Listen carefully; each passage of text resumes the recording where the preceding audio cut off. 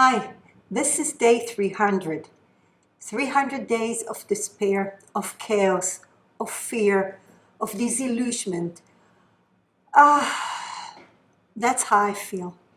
That's how the nation feels. I think the world feels. And it doesn't really matter if you're in the tunnels in Gaza or in the refugee camps or have been displaced in Israel. Everybody feels that. And it doesn't go anywhere. You know what I've been doing today? I went and filled, this is a wine bottle, but really it's filled with water because I took all the water containers or anything, liquid containers in the house and filled them with water because I'm waiting for some kind of response from Hezbollah. Because Hezbollah, since the 8th of October, has hit Israel with thousands of rockets and missiles, and mostly in the northern part. So about 85,000 people have been displaced, left their homes, they cannot go back. Many of the houses were destroyed. And I know that all eyes of the world are on Gaza, but the war is not only in Gaza. The war is everywhere. The war is in the north, and Iran behind it all.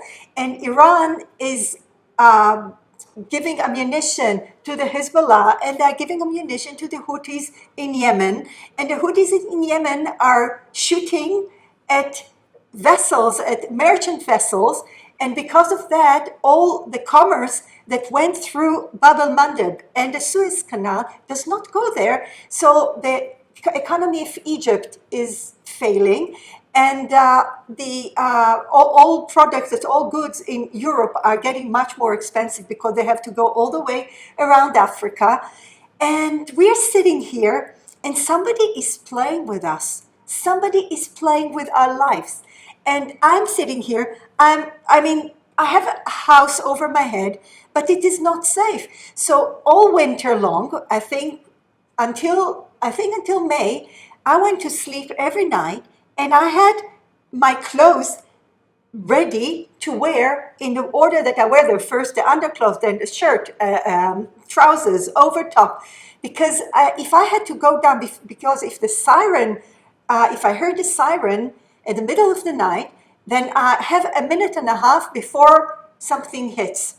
So in the area where I live, so a minute and a half, it's 90 seconds. I have to get dressed and go and find shelter because I don't have a shelter here. Because I live in this lovely place, but you see I have high ceiling, which means that I live under the roof. And it could be really lovely, but it's unsafe. And many people in this country don't have a safe room. They don't have a shelter. They don't have it in the Arab countries surrounding us. So we are all unsafe and we are all pawns in a game that the powers are playing. And who are the powers? So we have those extremists in Iran, jihadists, but they are Shiite, and the Hezbollah are Shiite, but the Hamas is Sunni. And the only thing that unites them really, guess what? They hate each other. They fight each other all the time. But guess what? What unites them? Yes, hatred to Israel and hatred to the Jews. So I'm sitting here. People hate me for being who I am, for being born Jewish. And I don't know, I feel insecure because I don't know who is going to hit me first.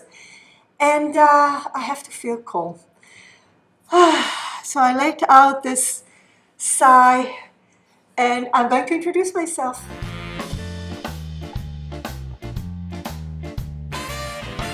My name is Yael Gilboa, and this is the Uplifting Lifestyle Vision channel, which I've been trying to do and to grow while at war. And I'm not doing such a good job, I must say. I'm really not doing such a good job, but what can I do? I mean, it's life is not, I try to uplift my life, but life is full of chaos and insecurity and fear and lies, so many lies around me, and hatred. If you go into the social media, there's so much hatred, and hatred at me just for being who I am, for being born who I am. So, and I try to feel optimistic and to say, okay, keep calm in this how should I say it, in turbulent times. And how do I keep calm? How can I keep calm? And this is really challenging. So how can I keep calm? First, I think I need a purpose in life. So my purpose in life is first to stay alive, to try to help the community, my country, people that I know. That's one thing that I try to uplift people, and I do it. Try to do it through my channel, but I try to do it with the people that I know. Try to do good deeds every day if I can. Help others. Yeah, focus on giving. So at the beginning of the war, I just went out and tried to help anyone that I could. I was so shocked. So people might say, do you care about the children in Gaza? Yes, I do. I do. But I mean, I care about our children as well. I just care about people. So what do I do? What do I do? I try to concentrate on giving. I try to concentrate on the good. I try to concentrate on being part of the community. And I concentrate on helping others and spreading the word. So today is 300 days that people are kept hostages, people that were kidnapped from their beds are kept hostages in Gaza, in the tunnels, with no hope, with hardly any food, with no air. The conditions are so horrible, you can't imagine. You can't really imagine. And our government is playing with revenge. We revenge on the Hamas, and we revenge on the Hezbollah. And at the moment, there is no peace. No peace for us, no peace for the people in Lebanon. Do you think the population in Lebanon is not suffering? All southern Lebanon, like all northern Israel, is empty. People fled, and their houses are being demolished with crossfire.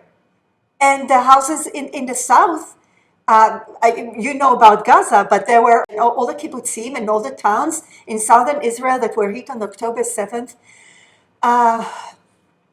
I had a very close friend. He was a partner of my cousin, and he was killed on that day. His house burned down. We went a few weeks ago, we went to visit the house before they're demolishing it completely because they need to rebuild the kibbutz. And the first time I entered, and for months we were afraid to ask how he died. And we were afraid that he was burnt alive in the house, like many others, like some peace activist, Vivian Silver, that they actually found some shreds that they had with archaeologists in her house many months later because they didn't know where she was. And it seems that she burned down, she was burnt alive. And we didn't know what happened to him. And then it's not me, it's his daughter. She gathered her courage to ask the authorities how he was found, and they told her that he was shot. So it seemed that he tried to escape the house when they burned it down, and they shot him outside. And you know, it's terrible, but the thought that he was shot and is not suffering because he would not have been released. He's not suffering in Gaza for 300 days, and we feel it's much better for him that he died on the spot, maybe, and not died in Gaza. So, you know, you count your blessings. Is this a blessing? Is this really a blessing? But I try to keep optimistic. I think we have to solve this. We have to solve this. We have to persevere. We have to think that better times are coming for us. And I know I fear at the moment. I fill my house with water bottles. But something better must come to us, must come to the world. Please pray for everyone in the Middle East. We need it. It's not only us, the Israelis, not the hostages, not only the people in Gaza. Pray for everyone, the people in Syria and the people in Lebanon and the people who are suffering from the Houthis in Yemen because there is a civil war going on there. There's so many displaced people, so many refugees, so many casualties. If you think the number of casualties in Gaza is extreme, you don't know what happened in Syria or what happened in Yemen. So please, please, please just pray for everyone.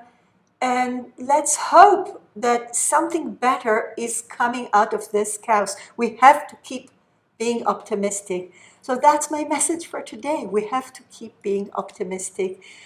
And I don't know if it relates to you. This is not the subject of my channel at the moment, but this is what I had to say today. And thank you for watching. I'll see you in the next video. Bye.